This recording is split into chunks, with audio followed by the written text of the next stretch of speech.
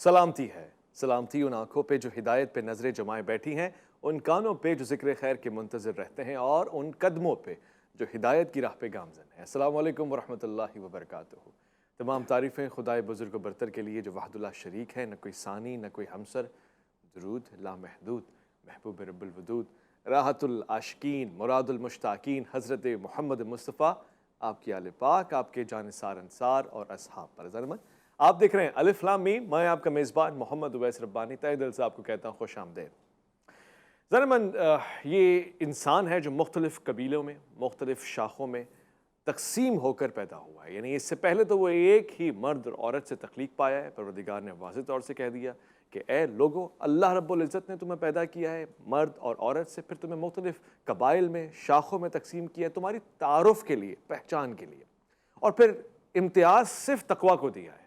مگر یہ کہ انسان جب سے قبائل میں، ذاتوں میں، لسانی حصوں میں، خطوں میں، قوموں میں، اور پھر اس سے زیادہ تقسیم ہی ہوتا گیا ہے، اور پھر اس تقسیم کو اس نے بنا دیا ہے اپنا معیار۔ یعنی اگر کوئی میرے قبیلے سے ہے، میری قوم سے ہے، تو اس کے لیے رعایت ہے، اسی کے لیے ساری آسائشیں ہیں، اسی کے لیے ساری محبت ہے۔ اور نہ صرف یہ بلکہ اگر کوئی غیر قوم، غیر قبیلہ، غیر زبان یا کسی ایسے خطے سے ہے جہاں آپ کبھی گئے نہیں، گزرے نہیں، تو پھر وہ آپ کے لیے دوست نہیں ہے۔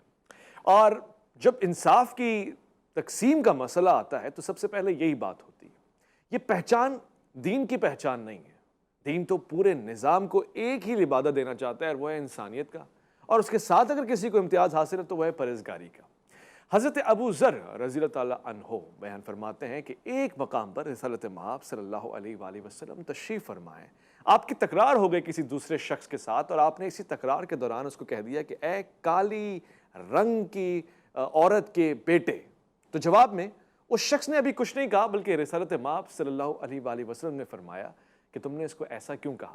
کسی کالے کو کسی گورے پہ کوئی امتیاز نہیں ہے، کالا یا گورا ہونا اس کے بس میں نہیں ہے، اور اس بنیاد پہ اللہ نے کسی کو نیچے یا اوپر نہیں کیا ہے، لہٰذا اس چیز کو تکبر میں لیا جائے گا۔ یہ ایک صحابی ہے، اور صحابی کا ایک عظیم مرتبہ ہے، اور اسی عظیم مرتبے والے صحابی نے کیسے فوراً سے اس کی نفی کی کہ آپ نے فرمایا کہ میں لیٹ گیا، اور میں نے اس شخص کو کہا کہ میرے منہ پہ، میرے رخسار پہ اپنا پاؤں رکھو یا مجھے تماچا مار دو، تاکہ یہ تکبر کا کوئی بھی امکان بھی اگر ہو تو وہ زائل ہو جائے عاجزی اور انکساری کے ساتھ۔ یہی نہیں بلکہ مختلف مقامات پر رسالت مآب صلی اللہ علیہ وسلم نے اس افتخار کو منع فرمایا جو اپنی نسلوں کے اوپر ہوتا ہے، یا اپنے باپ داداؤں کے اوپر ہوتا ہے، یا پھر کسی کو حقیر دکھانے کے لیے ہوتا ہے۔ آج ہمارا معاشرہ ان لسانی، قبائلی، قومی اور دیگر تقسیم کے اوپر مبنی ہے۔ ہمارے یہاں اسی بات پہ پہچان ملتی ہے، یہاں تک کہ سیاستدانوں کو ووٹ اور کسی سننے پڑھنے لکھنے والوں کو یونیورسٹی کا داخلہ بھی اسی بنیاد پہ ملتا ہوتا ہے۔ جاب ہو، کاروبار ہو، ہمارے یہاں پہچان سب سے پہلے تعلیم کی نہیں بلکہ اس چیز کی ہوتی ہے کہ سامنے والا میرے قبیلے، میری قوم کا ہے، یا غیر قبیلہ، غیر قوم یا غیر خطے کا ہے۔ اب ہم تقسیم در تقسیم ہوتے جا رہے ہیں۔ اگر ہم کہتے ہیں کہ یہ ریاست مدینہ ہے، ہونی چاہیے، اگر ہم کہتے ہیں کہ پاکستان کا مطلب کیا، لا الہ الا اللہ، اگر ہم کہتے ہیں کہ رسالت مآب صلی اللہ علیہ وآلہ وسلم کے احکامات پہ مبنی زندگی اور ریاست ہونی چاہیے، تو پھر قبائلی اور قومی بنیادوں پہ تقسیم ہونا کس حد تک منافع دیتا ہے، کس حد تک قابل قبول ہے، ہم اس پہ بات کرنے لگے ہیں۔ آج کے اس پروگرام میں تشریف فرما ہوں گے بہت ہی پیارے گفتگو فرماتے ہیں ایک آسان انداز سے علامہ حیات عباس نجفی صاحب۔ السلام علیکم ورحمۃ اللہ۔ وعلیکم السلام ورحمۃ اللہ وبرکاتہ۔ خوش آمدید کہوں گا آج کے دوسرے مہمان کو، بہت ہی پیارا بیان اور خوش عقیدے سے آپ اظہار فرماتے ہیں، مستقل مزاجی سے اور یقین کی گفتگو، علامہ رضی حسینی صاحب۔ السلام علیکم ورحمۃ اللہ۔ وعلیکم السلام ورحمۃ اللہ۔ علامہ صاحب، گفتگو کا آغاز میں آپ سے کرنا چاہتا ہوں۔ یہ جو قبائلی اور تعارف کا مسئلہ ہے، یہ آج بہت بڑا مسئلہ بن پڑا ہے۔ اسلام کس حد تک پسند کرتا ہے اس افتخار کو جو نسلی امتیاز کے اوپر مبنی ہے؟ بسم اللہ الرحمن الرحیم، ورفعنا لک ذکرک۔ تمام تعریفات اللہ رب العالمین کے لیے جس نے اپنے پیارے محبوب کریم علیہ السلام کو ختم نبوت کا تاج عطا فرما کر اس کائنات انسانیت میں مبعوث فرمایا۔ آج کا ماشاءاللہ بہت خوبصورت موضوع ہے۔ اللہ رب العالمین نے ارشاد فرمایا، یا ایھا الناس انا خلقناکم من ذکر و انثی، اے لوگو ہم نے تمہیں ایک جان سے پیدا فرمایا، وجعلناکم شعوبا وقبائل لتعارفوا، تاکہ تمہیں مختلف قبائل میں تقسیم فرمایا تاکہ تم ایک دوسرے کا تعارف ہو سکے۔ ان اکرمکم عند اللہ اتقاکم، اللہ رب العالمین نے فرمایا لیکن اللہ رب العالمین کے نزدیک قریب تر وہ ہے جس کے پاس تقویٰ ہے۔ قرآن کریم فرقان حمید نے ہمیں فلسفہ دے دیا، ایک سوچ دے دی، فکر دے دی. جو قبائل ہیں جو ذات ہے، جو کچھ بھی بیان کیا گیا، فرمایا وہ ایک پہچان ہے. جس طریقے سے اللہ جل وعلا نے انسانوں کو تخلیق فرمایا تو اس پہچان کے لیے رشتوں کو بنایا کہ یہ ماں کا رشتہ ہے، یہ باپ کا رشتہ ہے، تاکہ امتیاز ہو سکے. لیکن اللہ رب العالمین کے نزدیک ان اکرمکم عند اللہ اتقاکم، کہ متقی شخص ہوگا، پرہیزگار ہوگا، وہی رب کے قریب ہوگا. حضور سید عالم صلی اللہ تعالی وسلم نے 1400 سال پہلے اس چیز کی نفی فرما دی. حضور نے ارشاد فرمایا نہ عربی کو اجمی پر، نہ اجمی کو عربی پر کوئی فوقیت حاصل نہیں. یہی وجہ ہے کہ اسلام کا مزاج ہے اور اسلام کا طریقہ کار ہے کہ اسلام کے دامن میں حضرت سیدنا بلال حبشی رضی اللہ تعالیٰ جب آتے ہیں، آپ حبشہ کے غلام ہوتے ہیں لیکن فتح مکہ والے دن آقا کریم علیہ السلام ان کو کعبے کی چھت پہ کھڑا کر دیتے ہیں تاکہ لوگوں کو معلوم چل جائے کہ جس کی جتنی بڑی قربانیاں ہوں گی اسلام اس کو اسی انداز کے اندر عطا فرمائے گا. ان اکرمکم عند اللہ اتقاکم، اللہ کے نزدیک وہی شخص قریب ہوگا جو متقی پرہیزگار ہوگا، نبی کے وہی قریب ہوگا جو حضور نبی کریم علیہ السلام کے طریقے پر ہوگا. آپ نے جس انداز میں بھی ایک روایت پڑھی حضرت سیدنا ابو ذر غفاری رضی اللہ تعالیٰ، صحابہ کرام رضوان اللہ تعالی اجمعین کی تربیت مصطفیٰ کریم علیہ السلام نے فرمائی لیکن حضرت ابو ذر غفاری رضی اللہ تعالیٰ سے وہ جملہ ادا ہوا اور وہ جناب سیدنا بلال حبشی رضی اللہ تعالیٰ تھے. حضور نبی کریم علیہ السلام تک جب یہ معاملہ پہنچا تو آقا کریم علیہ السلام نے فرمایا کیا دیکھ رہا ہوں، ابھی تک جہالت کی باتیں گئی نہیں. یہی وجہ ہے کہ حضرت سلمان فارسی رضی اللہ تعالیٰ جو فارس سے تھے، جب آپ کے بارے میں، آپ کی نسل کے بارے میں آپ کی قبائل کے بارے میں لوگوں نے پوچھا کہ آپ کس قبیلے سے ہیں، کس نسل سے ہیں، تو حضرت سلمان فارسی رضی اللہ تعالیٰ کے اس فرمان سے امت مسلمہ صلی اللہ تعالی وسلم کو جاگ جانا چاہیے. آپ نے فرمایا سلمان بن اسلام بن اسلام بن اسلام بن اسلام. سلمان فارسی کا قیامت تک جو تعارف ہوگا وہ اب اسلام سے ہوگا. یہ اسلام کا مزاج ہے. اسلام ان تمام چیزوں کا رد فرماتا ہے. کوئی قبائل نہیں ہے، کوئی عصبیت نہیں ہے، کوئی تعصب نہیں ہے. یہی وجہ ہے کہ آج پاکستان کیا پوری دنیا اس کی زد میں ہے. 1400 سال پہلے حضور سید عالم صلی اللہ تعالی وسلم نے سفید فام ہو یا سیاہ ہو، حضور نبی کریم علیہ السلام نے اس چیز کا رد فرما دیا. آپ دیکھیں کہ امریکہ کے اندر ایک شخص نے سیاہ فام والے پر کس طریقے سے ظلم کیا. پوری دنیا جاگ گئی. تو ہم یہ بتانا چاہتے ہیں یہ تو ابھی دنیا جاگی ہے. میرے آقا میرے مولا نے تو 1400 سال پہلے جگا دیا تھا کہ یہ کوئی امتیاز نہیں ہے، نہ کالے کو گورے پر نہ گورے کو کالے پر کوئی فوقیت حاصل نہیں. بے شک ایسا ہی ہے اور بجا فرمایا آپ نے. علامہ صاحب آج کے اس زمانے میں آپ تو اسی پاکستان میں رہتے ہیں، دیگر ممالک میں بھی سفر کرتے ہیں، ہمارے یہاں کچھ زیادہ ہی ہے یا پھر یہ سب جگہ کا مسئلہ ہے کہ جی نسل دیکھی جاتی ہے، قوم قبیلہ دیکھا جاتا ہے، خطہ دیکھا جاتا ہے، پھر بات کی جاتی ہے؟ اعوذ باللہ من الشیطان الرجیم، بسم اللہ الرحمن الرحیم، الحمدللہ والصلاة والسلام علی علیہ، اما بعد، بسم اللہ الرحمن الرحیم. سب سے پہلے کہ جہاں جو گفتگو علامہ صاحب نے کی، جو آپ نے کی، اس گفتگو سے آگے بڑھتے ہوئے تاکہ تکرار سے بچا جائے، ہمارے پاس جو وقت ہے اس میں زیادہ سے زیادہ معلومات. آپ کا جو سوال ہے کہ مختلف ممالک میں جانے سے اور یہاں سے کیا فرق ہے، دیکھیں مسئلہ سب جگہ ہے. جسے اپنے آپ کو دو لوگوں کو بڑا درس دینے کی باتیں کرتے ہیں، امریکہ، برطانیہ، وہاں پر بھی یہ نسل پرستی، قوم پرستی اور یہ سب چیزیں موجود ہیں. لیکن جہاں پر جو چیز کم ہوتی ہے، علم کی کمی کی وجہ سے چیزیں زیادہ ہیں، تو بہرحال اپنے ہاں بہت ساری چیزیں زیادہ دیکھنے کو ملتی ہیں. اچھا. ان کے میں سے ایک چیز یہ دشمن کی سازش ہے. دشمن جو پاکستان کو مضبوط دیکھنا نہیں چاہتا، وہ کبھی فرقہ واریت کا بیج بوتا ہے، کبھی قوم پرستی، نسل پرستی اور ان چیزوں کا بیج بوتا ہے. وہ دشمن کی سازش ہے. بہت سارے افراد ہیں جن کا کام ہے فرقہ واریت پھیلانا.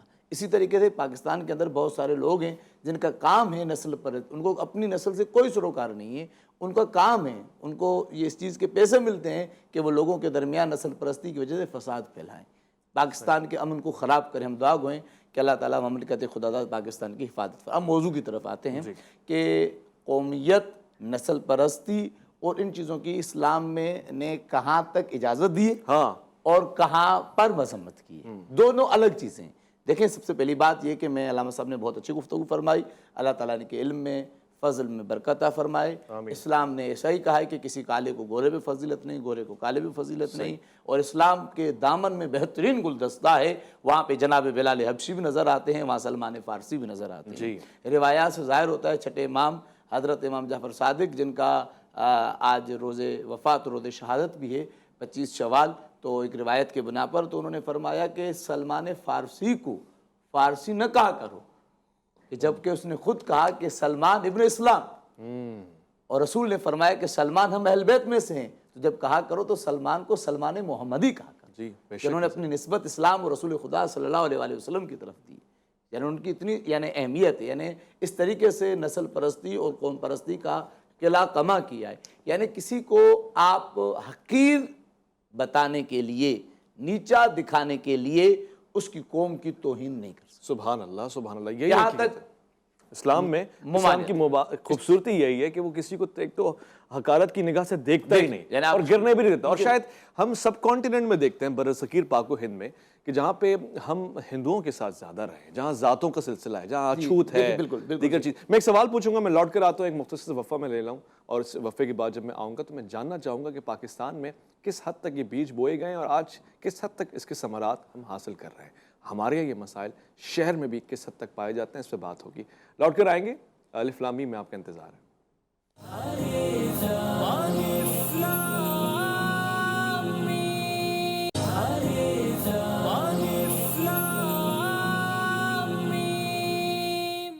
ضامن خوش آمدید۔ میں آپ کو کچھ تلخ حقائق کی طرف لانا چاہتا ہوں۔ میں جانتا ہوں کہ اس وقت جو میں زبان بول رہا ہوں یہ میرے ملک کی قومی زبان ہے، لہٰذا مجھے یہ کم سے کم ایک قوم بناتی ہے، مگر بہت سے لوگ خوش ہوں گے اگر میں اس کے علاوہ کوئی زبان بولوں جو شاید ان کی مادری زبان ہو۔ اس خوشی کا معیار اور امتیاز قرآن نے بتا دیا ہے، یعنی یہ دراصل صرف تعارف کے لیے ہے، کمیونیکیشن کے لیے، پیغام دینے کے لیے۔ اس کا ہرگز یہ مقصد نہیں ہے کہ اگر آپ بھی یہ زبان بولیں گے تو جہاں آپ کو عدل چاہیے ہوگا، انصاف چاہیے ہوگا، اور آپ کے مقابلے میں کوئی آپ کا دشمن کھڑا ہوگا جو زیادہ حقدار ہوگا، میں آپ کا خیال رکھوں گا۔ ایسا ہرگز نہیں ہو سکتا۔ ہمارے یہاں شہر کراچی میں بھی یہ مسائل ہیں کہ بہت سے لوگ ڈکیتی کرتے ہیں، چوری کرتے ہیں، فساد ہوتا ہے۔ میں اس بات سے اتفاق کرتا ہوں کہ اکثر کا تعلق شاید اس شہر سے نہیں ہوتا، وہ دیگر شہروں سے آتے ہیں، مگر صرف اس بات کو بنیاد بنا کے کسی قوم، کسی قبیلے، کسی ذات یا کسی خطے کے اوپر الزام ڈالنا اور پوری قوم کو ایسا سمجھنا بڑی ناانصافی ہے۔ ایسے ہی یہاں اس شہر کے لوگ کہیں جاتے ہیں اور ان سے چند ایک لوگوں سے کوئی غلطی کوتاہی ہو جائے، کوئی ایسا معاملہ ہو جائے جو معروف نہ ہو، اس کو بنیاد بنا کے پوری قوم سے نفرت کرنا، یہ بھی کسی طور سے عدل نہیں ہے، معیار نہیں ہے۔ میں جاننا چاہتا ہوں اور میں گفتگو کروں گا علامہ صاحب کہ تسلسل اس میں کیسے قائم ہو، ہم کیسے محمدی بنے، وہ سلمان والے۔ ہم تو آج بھی فارسی ہیں، یا پھر ہم سندھی ہیں، پنجابی ہیں، بلوچی ہیں اور دیگر ہیں۔ دیکھیں، میں آپ کو جہاں گفتگو ہماری چل رہی تھی تو ہم نے آپ سے گزارش یہ کی کہ اسلام میں کہاں تک اجازت ہے اور کہاں ممانعت ہے۔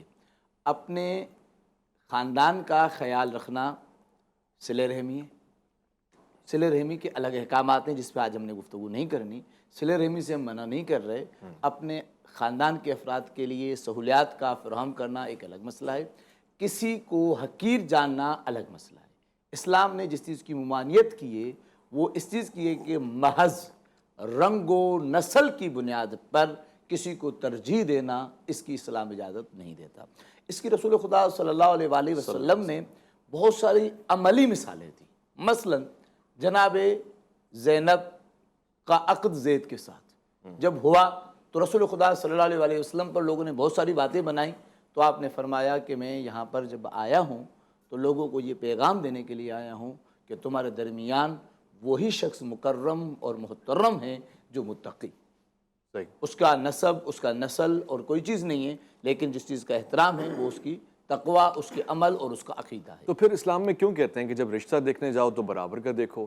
بہت سے لوگ کیوں کہتے ہیں جی غیروں میں شادی نہ کرو، نسلی ہونا چاہیے؟ یہ اب دیکھیں، اب آپ دو باتیں ہیں، ایک اسلام کی بات ہے، ایک لوگوں کی بات ہے۔ اسلام یہ کہتا ہے کہ جس شخص کو دیکھو اس کے اندر اس چیز کو دیکھو کہ وہ شخص جو ہے آیا خاتون کا کفو بن سکتا ہے یا نہیں بن سکتا، خاتون کو سنبھال سکتا ہے یا نہیں سنبھال سکتا، اس کی تمام تر ذمہ داریوں کو لے سکتا ہے یا نہیں لے سکتا، ٹھیک ہے۔ لیکن اس کے نسل کے بارے میں جو لوگوں کی رائے، اس کی کوئی حیثیت نہیں ہے۔ جب جیسے مثلا لوگوں نے اپنی طور پہ مشہور کر دیتے کہ بھئی فلاں نسل والے ایسے ہوتے ہیں، حالانکہ اس کی کوئی حقیقت نہیں ہوتی، ٹھیک ہے۔ اچھے لوگ، بہت قرآن مجید کی جو آیت ہے کہ اللہ تعالیٰ مردہ افراد سے زندہ کو پیدا کرتا ہے اور زندہ سے مردہ افراد کو پیدا کرتا ہے، اس کی بہت ساری تفاسیر ہیں، بہت سارے قرآن کے باتیں ہیں۔ ان میں سے ایک تفسیر جو ہے وہ یہ احادیث میں آئی ہے کہ ایسے افراد جہاں دیندار نہیں ہوتے وہاں سے خدا دیندار کو نکالتا ہے. صحیح. اور ایسے افراد جہاں لوگ دیندار ہوتے ہیں وہاں سے کچھ لوگ جو ہیں وہ راستہ بھٹک جاتے ہیں. ہر شخص کی اپنی زندگی ہوتی ہے. اسلام کے اندر سب سے اہم ترین اور آسان جملے میں کہتا ہوں کہ کسی کے ساتھ محبت کرنے کے لیے اگر آپ نسل اور نسب کا سہارا لے رہے ہیں تو اسلام منع نہیں کرتا. لیکن اگر آپ نفرت کے لیے واہ واہ واہ سہارا لے رہے ہیں تو اسلام آپ کو منع کرتا. بھائی بہت پیارا جملہ ہے یہ. بس اسی کے اندر اس پورے موضوع کو سمیٹتے ہوئے کہ اہل بیت علیہ الصلوۃ والسلام، اصحاب، علماء، صالحین نے یہ درس دیا ہے کہ نسب اور اس کی وجہ سے نفرت نہیں کرو. بہت اچھے. لیکن اگر آپ چلتے ہوئے آپ کو ایک شخص ملتا ہے، جیسے آپ نے کہا کہ بھئی مثلا ایک شخص ملتا ہے جس نے پنجابی زبان بولی، آپ نے بولا کہ آپ کا تعلق ملتان سے، اس نے کہا جی. آپ نے کہا مدینۃ الاولیاء سے. آپ نے اس کے ہاتھ کو چوما، اس میں کیا ممانعت ہے؟ کچھ بھی نہیں. ایک شخص آپ سے ملا، آپ نے کہا آپ نجف سے آئے، آپ نے اس ہاتھ سے مولا علی کی زری کو چھوا تھا، اس میں کیا ممانعت ہے؟ کچھ بھی نہیں. ایک شخص سے آپ نے کہا مدینے سے آئے، آپ نے اس کے ہاتھ کو چوما، کیا ممانعت ہے؟ لیکن اگر آپ نے نفرت کی، اسلام محبت کا مذہب ہے، نفرت کا نہیں. واہ خوبصورت جملہ. اسلام محبت کا مذہب ہے، نفرت کا نہیں. مگر کہیں کہیں آپ کو عدل بھی دینا ہے نا. کہیں آپ کسی ایسی جگہ پہ ہیں جہاں آپ نے برابری رکھنی ہے، وہاں پہ تو آپ محبت بھی نہیں کر برابری سکتے. الگ چیز ہے، عدل الگ چیز ہے. ایسا ہی ہے. برابری کا اور عدل میں ہم موضوع میں جائیں گے، پھر بات بہت آگے تک جائے گی. علامہ صاحب سے یہ سوال پوچھنا ہے. مثلا آپ لیٹ سپوز، میں اس کو ایسے پوچھ لیتا ہوں، آپ کا تعلق میری قبیلے سے ہے اور میں اس وقت مسنت عدالت پہ بیٹھا ہوا ہوں اور سامنے سے جو شخص آیا، نہ وہ میرے قوم ہے، نہ قبیلہ ہے، نہ کوئی ذات ہے، نہ میرا عقیدہ ہے، نہ کچھ ہے. تو علامہ صاحب میں نے اس کو دیکھ کے کہہ دیا آپ کو دیکھ کے اچھا لگا یا گڈ لک، تو کیا یہ عدل کے خلاف ہے؟ اور پھر عدل سے ہٹ کر کیا یہ قوم پرستی ہے؟ بسم اللہ الرحمن الرحیم. دیکھیں، عصبیت کا معنی ہے طرفداری.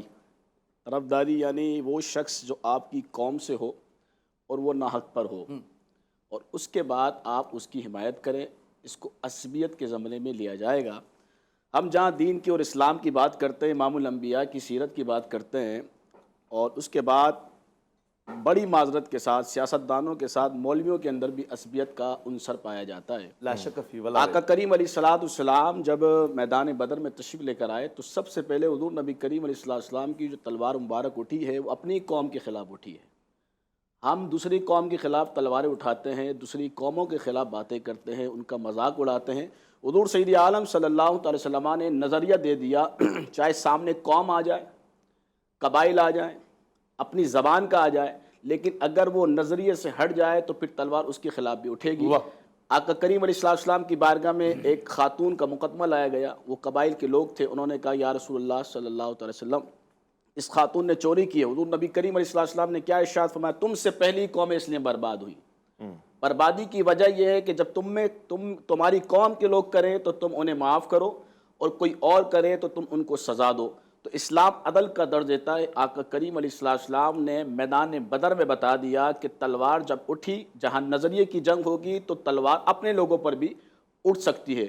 تو جہاں پر حضور نبی کریم علیہ السلام کی سیرت کو لیا جائے گا تو آقا کریم علیہ السلام کے ہر پہلو پر نظر ڈالی جائے گی. اور اویس بھائی، یہ عصبیت کا عنصر اتنا غلیظ ترین ہے کہ جن قوموں کے اندر یہ عنصر پایا گیا تو ہم نے دیکھا ہے، ہمارے آباء و اجداد نے دیکھا ہے کہ ملک ٹوٹتے ہوئے نظر آئے ہیں.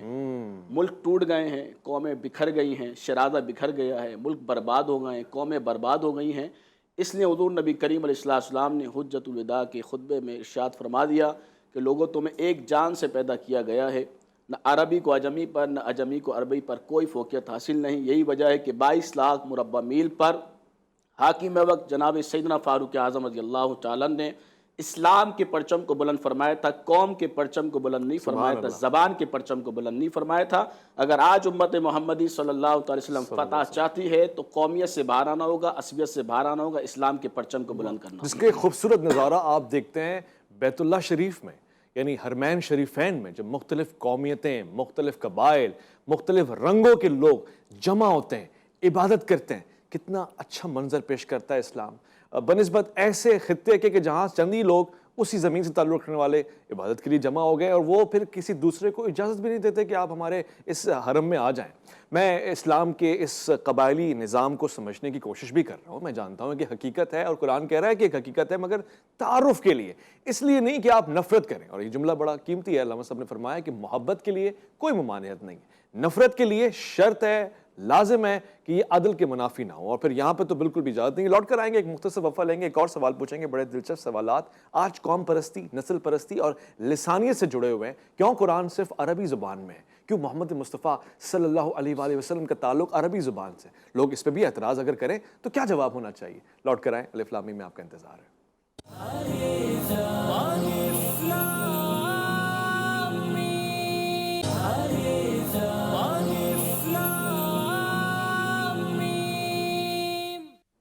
خوش آمدید. ضمن آج موضوع بہت خاص ہے اور خاص لوگوں کے لیے پروگرام ہوا کرتا ہے. الف لام میم میں لسانیت پہ بات کر رہا ہوں, قوم پرستی پہ بات کر رہا ہوں, اور یہ حصہ میرا خاص طور سے لسانیت کی شاخوں کو سمجھنے کی کوشش کرے گا. مثلا اردو لغت میں لسانیت کی 8 اقسام بھی ہیں. ایک ذہنی لسانیت ہے, علاقائی لسانیت ہے, پھر اس کی مختلف قسم کے اصراف بھی ہیں. ایک بنیادی سوال ہے, بلکہ آج اس آخری سیگمنٹ میں 2 سوال لازمی پوچھوں گا. ایک سوال میرا یہ ہوگا جو علامہ صاحب آپ اس کا جواب دیں کہ عربی زبان کو قرآن نے ایک امتیاز دیا ہے. یقیناً جس زبان میں یعنی قرآن میں کسی کا نام بھی آ جائے تو ایک فخر کی بات ہوتی ہے. پھر زبان ہی ہوئی انتخاب ہوئی ہو تو ہم اس کو باعث معروف سمجھتے ہیں, احترام سمجھتے ہیں. بہت سے لوگ جی کہتے ہیں اس کی جگہ آپ اردو ترجمہ قرآن میں پڑھیں یا نماز میں بھی اردو ترجمہ ساتھ میں کروا دیں. کیا یہ امتیاز ہے؟ اور اگر یہ امتیاز ہے تو کیا یہ غیر عدل ہے؟ اس میں عربی زبان کا خاصہ کیا ہے؟ لیکن سب سے پہلی بات یہ کہ قرآن مجید کا عربی میں جو نزول ہونا تھا اس کی سب سے اہم ترین وجہ کہ جس خطے پر آپ موجود تھے, جو افراد آس پاس پہ سب سے زیادہ زبان بولنے والے, سمجھنے والے تھے, وہ عربی تھے. اس وجہ سے ہوا اور خالق کائنات نے زبان کو پسند فرمایا. اس عربی زبان کے بارے میں جو حدیث ہے اس کی طرف جانے سے پہلے اعتراض جو ہے لوگوں کا, تو قرآن نے یا اہل بیت نے یا اصحاب نے یا خود نبی مکرم نے قرآن کو کسی اور زبان میں سمجھنے کی ممانعت تو نہیں کی نا. سبحان اللہ. آپ کسی بھی زبان میں قرآن مجید کی تفاسیر لیں, کسی بھی عالم نے, کسی بھی مفتی نے منع نہیں کیا. صحیح. کوئی حدیث نہیں ہے کہ آپ اس کو جا کے نہیں, آپ کو قرآن زبردستی عربی آ کے سیکھنی ہے آپ نے. ہاں, صرف اس واجب اور فرض مقدار تک جو صورتیں پڑھنی ہیں وہ آپ نے عربی میں صحیح طریقے سے حفظ کر لینی ہے, تاکہ آپ کی جو فرض نمازیں ہیں, جو سنت نمازیں ہیں, وہ صحیح ہو سکیں. اس کے علاوہ آپ کو قرآن مجید سمجھنے کے لیے اگر آپ اپنی زبان کا سہارا لینا چاہتے ہیں تو سب علماء کہتے ہیں بہت اچھا قدم ہے. آپ تلاوت قرآن کے جو فضائل ہیں ناظرہ وہ اپنی جگہ پر, اسے میں انکار نہیں کر رہا, لیکن کسی اور زبان میں سمجھنے سے کوئی ممانعت کی ہے کسی نے؟ نہیں. مگر نماز میں قرآن کی تلاوت عربی زبان میں کرنی ہے, واجب ہے. اس کے علاوہ کسی اور زبان میں آپ نہیں کر سکتے. اس میں علماء جمہور جو اس کی اجازت نہیں دیتا. ٹھیک ہے, اس کی خاص وجہ ہے تاکہ نبی مکرم صلی اللہ علیہ وآلہ وسلم کی سنت زندہ رہے, تاکہ لوگوں کو, بچوں کو پتہ لگے کہ نبی کیسے قرآن پڑھتے تھے. ان کی زبان کی تاسیس کے لیے اور اس کو باقی رکھنے کے لیے. ٹھیک ہے, اچھا بات بس اس میں صرف اسلام پر یہ اعتراضی کیوں؟ یہ اعتراض آپ کسی اور مذہب پہ کیوں نہیں اٹھاتے؟ اور مذاہب میں بھی تو وہی الفاظ ہیں, اسی طریقے سے دعائیں پڑھنی ہیں, اسی طریقے سے گنگانا ہے. جو بچہ جو پڑھا جاتا ہے, اور میں تمام تر مذہب کا ماننے والا ہر شخص اپنے اسلام پاکستان میں زندگی گزارنے کا حق رکھتا ہے, لیکن وہ بھی تو انہی زبانوں میں استعمال کرتے ہیں جو بچوں کو سمجھ میں نہیں آ رہی ہوتی. ایک بچے نے انگلش میڈیم اسکول میں پڑھا ہوا ہے, اس کو 100 سال پرانی ہندی سنائی جاتی, اس کو سمجھ میں تھوڑی آتی. لیکن صرف اسلام پر اعتراض کیوں؟ کیونکہ جتنے بھی مذہب کی ابتدا ہے, جہاں سے ابتدا ہوئی ہے, اس ابتدا کی وجہ سے کہ بچے کو اپنے مذہب کی ابتدا یاد رہے. اسلام آفاقی مذہب ہے. اسلام کی ابتدا زمین سے پہلے ہی ہے. سب سے پہلا شخص جو زمین پر آیا وہ ہادی ہے, جناب آدم کی ذات. ٹھیک ہے, لیکن کیونکہ ہم حضور کریم صلی اللہ علیہ وآلہ وسلم کا کلمہ پڑھتے ہیں, جنہوں نے بھی اسی پیغام کو پہنچایا جس پیغام کو آدم ہو, نوح ہو, ابراہیم ہو, اسماعیل ہو, اسحاق نے پہنچایا. لیکن کیونکہ یہ امام الانبیاء ہیں, ان کے سر پر ختمیت کا تاج ہے, تو اس کو باقی رکھنے کے لیے قیامت کے لیے اس زبان کے اندر صرف فرض حد تک, باقی آپ سمجھنے کے لیے قرآن و حدیث بہت اچھا کسی بھی زبان کا سہارا لے سکتے ہیں. اور علامہ اقبال کے اس جملے پہ میں اختتام کرتا ہوں, اس کے بعد اگر آپ کا کوئی سوال ہوگا تو میں حاضر خدمت ہوں. علامہ اقبال نے فرمایا کہ کیونکہ ان کے بہت سارے دیوان کے اس کے خلاصے کے, کیونکہ لوگوں کے جو دین ہوتے تھے وہ زبانوں کی وجہ سے ہوتے تھے. یہ یونانیوں کا دین ہے, یہ ہندوؤں کا دین ہے, اس وجہ سے لوگ زبانوں اور علاقوں کو ترجیح دیتے تھے. علامہ اقبال نے امت مسلمہ کو جھنجھوڑ کے کہا کہ کاش تم مسلمان ہو جاؤ, تمہاری قومیت, تمہاری ملت ایک ہی ہے کہ تم مسلمان ہو جاؤ, اور تمہاری زبان ایک ہی ہے, لا الہ الا اللہ محمد رسول اللہ صلی اللہ علیہ وآلہ وسلم. علامہ صاحب, دوسرا سوال جو خاص ہے اور وہ لوگ معترض پوچھتے ہیں اور اس پہ اعتراض بھی کرتے ہیں, یقیناً کوئی ایک ایسا جواب ان کے لیے جو اس بات سے ان کو ہٹائے کہ بھئی جب نسلی امتیاز نہیں ہے تو پھر اللہ کے رسول اور آپ کے خاندان کو کیوں اتنی فوقیت ملتی ہے؟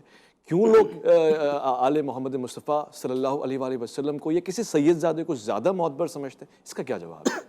بسم اللہ الرحمن الرحیم. اویس بھائی، اس کے دو جواب میں دینا چاہوں گا. پہلا جواب، آپ نے سوال پوچھا تھا آقا کریم علیہ السلام کی زبان مبارک عربی. تو عرب میں آقا کریم علیہ السلام جلوہ فرما ہوئے، لیکن حضور نبی کریم علیہ السلام کی جو لینگویج تھی، جو زبان مبارک تھی، وہ اہل عرب بھی نہیں جانتے تھے. تیرے آگے یوں دبے لچے فصحا وہ عرب کے بڑے بڑے، کوئی جانے منہ میں زبان نہیں بلکہ جسم میں جان نہیں. حضور سید عالم صلی اللہ علیہ وسلم جب کلام فرماتے تھے وہ بھی نہیں سمجھ سکتے تھے. آقا کریم علیہ السلام کو اللہ نے ایسا ملکہ عطا فرمایا تھا. اس کے بعد آقا کریم علیہ السلام کی زبان تو عربی، زبان سے مسئلہ نہیں ہے، مسئلہ نفرت سے. آقا کریم علیہ السلام عرب میں، لیکن کیا وجہ تھی کہ حبشہ کا بلال سب چھوڑ کر حضور کے سینہ اقدس سے آ گئے، آقا کریم علیہ السلام کے دامن کرم میں آ گئے. کیا وجہ تھی؟ حضرت سلمان فارسی فارس چھوڑ کے آقا کریم علیہ السلام کے دامن کرم میں آ گئے. یہ حضور کی محبت تھی، حضور کا اخلاق کریمہ تھا. آقا کریم علیہ السلام کے نسب پاک پر آپ نے بات فرمائی تو یاد رکھیے گا، میں تمام لوگوں کو بتانا چاہتا ہوں، اللہ کا نبی جس قوم میں جس جگہ پر آتا ہے وہ ہر اعتبار سے اعلیٰ ہوتا ہے. آقا کریم علیہ السلام نسب کے اعتبار سے بھی اعلیٰ، کیونکہ نبی کی ہر چیز اعلیٰ ہوتی ہے.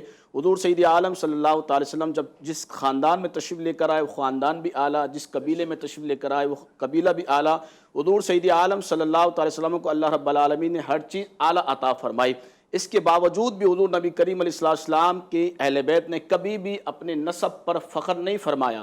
ہمیشہ عاجزی اور انکساری سے امت کے سامنے پیش آئے. لیکن امت نے پھر اس نسل پاک کے ساتھ کیا سلوک کیا وہ آپ بھی جانتے ہیں، میں بھی جانتا ہوں، لوگ بھی جانتے ہیں. لیکن تاریخ گواہ ہے، جن کو اللہ نے عزتوں کے تاج عطا فرمائے انہوں نے آج تک نہ اپنے نسب پر فخر کیا، نہ اپنے خاندان پہ فخر کیا. اور آقا کریم علیہ السلام کے جس خاندان کے ساتھ جو سلوک بڑھتا گیا وہ آپ کے سامنے ہیں کہ اہل بیت نے کبھی بھی تعصب، لسانیت، عصبیت کی بات نہیں فرمائی. لیکن لوگوں نے حضور سید عالم صلی اللہ علیہ وسلم کے خاندان کے ساتھ لسانیت کی بھی بات فرمائی، تعصب کی بھی بات فرمائی، عصبیت کی بھی بات فرمائی. تو یہ آقا کریم علیہ السلام کا امتیاز ہے. آقا کریم علیہ السلام کو اللہ رب العالمین نے ہر اعتبار سے اعلیٰ، افضل، اشرف بنایا ہے. سبحان اللہ. بہت شکریہ علامہ رضی حسینی آپ کا. جی آخری گزارش کروں گا کہ بہت اچھی گفتگو فرمائی. اہل بیت علیہ السلام نے شاید کسی معترض کے ذہن میں ہو کہ کربلا کے واقعے میں بار بار امام حسین علیہ السلام نے فرمایا کہ میں وہ ہوں کہ جسے رسول خدا صلی اللہ علیہ وسلم اپنے شانوں پہ بٹھایا کرتے تھے، میں وہ ہوں جس کے لیے رسول خدا نے فرمایا حسین منی وانا من رسول. پھر یہ کیا ہے؟ یہ اتمام حجت ہے. اچھا، تاکہ لوگوں کی اوپر آخری دلیل قائم کی جائے. کل کو کوئی یہ نہ کہے کہ ہمیں تو بتایا نہیں. صحیح ہے. وہ لوگوں کو حقیقت دکھانے کے لیے نہیں تھا. آپ کی آواز میں آواز ملا کے اور اسی بات کے تسلسل میں یہ بھی کہوں علامہ صاحب کہ یہ وہ نسل ہے کہ جس کے لیے سیدہ اعلیٰ حضرت نے فرمایا کہ تیری نسل پاک میں ہے بچہ بچہ نور کا. بلکہ اس سے بھی ہٹ کر ہم چلے جاتے ہیں قرآن کی طرف کہ جو فرما رہا ہے کُلَّ أَسْأَلُكُمْ عَلَيْهِ أَجْرًا إِلَّا الْمَوَدَّةَ فِي الْقُرْبَى. تو جہاں قرآن تقاضا کر رہا ہے وہاں پر عزت بھی ہے، احترام بھی ہے، پیار بھی ہے. میں علامہ صاحب کا شکریہ ادا کرتے ہوئے، علامہ رضی حسینی کا شکریہ ادا کرتے ہوئے خطرات اتنا کہنا چاہتا ہوں آپ سے. اس پروگرام کے ختام میں ہم نے ایک بات تو سمجھ لی کہ سارا امتیاز ہے نہیں، یہ ہماری بناوٹیں ہیں. یہ ہم نے اپنی دکانوں کو مضبوط کرنے کے لیے اور دوسرے کو نیچا دکھانے کے لیے یا پھر خود اپنے مفادات کے لیے لوگوں کو بانٹا ہے. اسلام جوڑنے کے لیے آیا ہے، مشرق سے مغرب، شمال سے جنوب تک سب کو ایک بنانے کے لیے آیا ہے، کیونکہ اس کا رب ایک ہے اور وہ چاہتا ہے کہ ایک ہو مسلم حرم کی پاسبانی کے لیے. اور ہاں، اس کا ہرگز یہ مقصد نہیں ہے کہ ہم خلاف سنت چلے جائیں اور ہر وہ چیز جو ہماری من مانی خواہش ہے اس کو سنت بنانے کی کوشش کریں یا پھر معاشرے کا کلچر کہہ کے یا پھر رسم ریت رواج کہہ کے اس کو دین میں شامل کر دیں. ایک لطیف جملہ ہے جس پہ پروگرام کا اختتام کرنا چاہتا ہوں. یوں تو ہر شے اسی زاویے میں اچھی لگتی ہے جس زاویے میں محمد مصطفیٰ صلی اللہ علیہ وآلہ وسلم ہے. یہاں تک کہ قرآن بھی ایک لحاظ سے، اس انداز سے غیر فرقہ خود سنی ہے، کیونکہ وہ اسی زبان کو جاری کرتا ہے جو رسالت مآب صلی اللہ علیہ وآلہ وسلم کی زبان ہے. اس کا وہی انداز ہے جو آپ کا کردار ہے. لہٰذا ہماری بقا اور ہماری معیاری زندگی بھی اسی بات میں ہے کہ ہم خود کو رسالت مآب صلی اللہ علیہ وآلہ وسلم کی سنت کے آئینے میں مکمل اتار لیں. اپنا خیال رکھیں گے، آپ اپنے سے بڑھ کے خیال رکھیں گے ملک پاکستان میں. اللہ کے امان میں.